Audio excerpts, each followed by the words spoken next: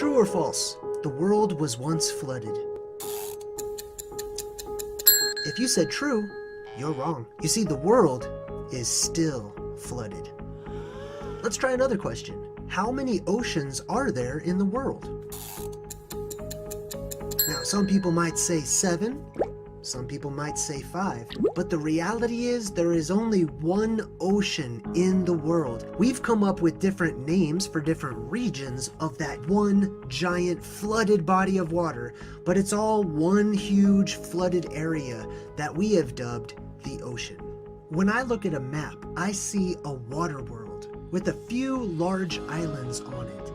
Everything in me screams out that this is not the way that it once was, that we are a land-based realm, that there should be more land than there is water. If you ask mainstream science, you'll hear that the waters came from giant ice comets that bombarded the Earth during its earlier stages of development.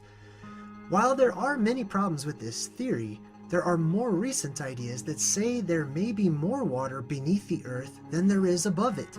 This is known as the transition zone between the upper and lower mantle. Given the current model of the Earth and the assumed average temperatures of the upper and lower mantles, this theory has a few holes in it as well. While every culture in the world has a legendary flood story, mainstream academia and mythology both agree that the floodwaters that we call oceans came from above and below. Cosmologies from around the world speak of other realms that exist above and below us, and those realms are separated by water. Legends say that the titans, giants, or gods opened the portals from above and the fountains of the deep and let the waters come crashing down. But it's not just myth and stories that give us evidence for the world being flooded. Unknown and ancient artifacts have been and are being pulled up from the ocean all of the time. There are seashells, shark teeth, and other aquatic fossils found on the peaks of some of the tallest mountains in the world. Even temples and pyramids have been found below the ocean surface. My own personal evidence for our world being flooded are the smooth and rolling hills we have all seen wherever you might live.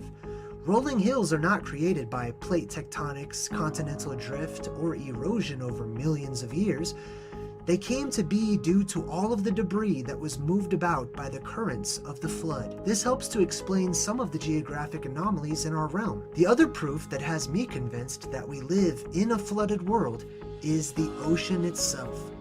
Like I always say, that's just way too much water, and it's not even drinkable. Or has it ever bothered you that we've spent countless amounts of money to explore what they call space, and yet we seem to be completely ignoring the massive floodwaters that cover most of the known world? The oceans are almost entirely unexplored. Classic misdirection. Hey, look over here, but don't look over here. Perhaps it's for the same reason that they say that the inner Earth is filled with lava. They don't want us to explore the other planes of existence.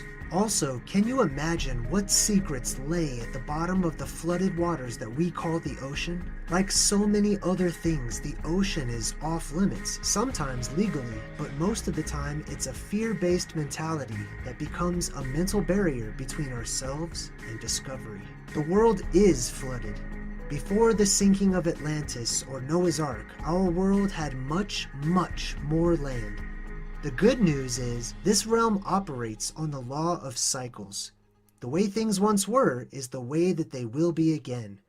A prophecy was once given to a man who looked into a post-apocalyptic future and said, "I saw a new heaven and a new earth, and the sea was no more." But you don't have to take my word for it. You just listen to the old Pork Chop Express here now and take his advice on a dark and stormy night when the lightning's crashing and the thunder's rolling and the rain's coming down in sheets thick as lead. Just remember what old Jack Burton does when the earth quakes and the poison arrows fall from the sky and the pillars of heaven shake.